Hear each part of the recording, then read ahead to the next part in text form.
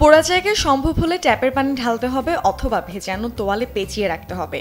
ফোস্কা পড়ে গেলে তা গেলে না ফেলা ভালো, এতে ইনফেকশনের সম্ভাবনা বাড়ে। আর যদি পোড়ার জায়গা অল্প হয় তাতে পানি দিয়ে পরিষ্কার করে বার্নাল বা মিল্ক ক্রিম লাগিয়ে পরিষ্কার কাপড় দিয়ে ঢেকে হাসপাতালে আনতে হবে। বাসায় যদি কিছু না থাকে তাহলে ডিমের সাদা অংশ অথবা নিউ বার্নিয়া মলম লাগাতে পারেন। শরীর পুড়ে গেলে আক্রান্ত স্থানের কাপড় খুলে ফেলতে হবে, সেই সাথে শরীরে কোনো গয়না থাকলে তাও খুলে ফেলুন। যদি পুড়ে চামড়ার সাথে কিছু লেগে যায় তবে তা টানাটানি করে খোলার চেষ্টা করবেন না, এতে ক্ষতি আরও বাড়তে পারে। পোড়ার পরিমাণ বেশি হলে যত দ্রুত সম্ভব হাসপাতালে যান, তবে কোনো অবস্থায় আক্রান্ত স্থানে টুথপেস্ট, তেল বা হলুদ ব্যবহার করা যাবে না।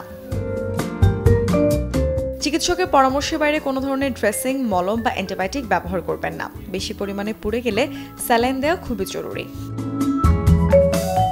অনেকে পোড়ার স্থানে দাগ নিয়ে খুব উৎকণ্ঠিত থাকেন। সাধারণত গরম পানি, চা বা ডালের পোড়া দাগ 6 মাসে চলে যায়। তবে আগুনে পুড়ে যাওয়া এড়াতে রান্নাঘরে ঢিলেঢালা কাপড় ব্যবহার না করে আঁটসাঁট কাপড় পরুন, ভালো হয় কিচেন অ্যাপ্রন পরলে। সকালে রান্নাঘরে চুলায় আগুন দেওয়ার আগে অবশ্যই জানালা খুলে দেবেন। Desk report, channel 24।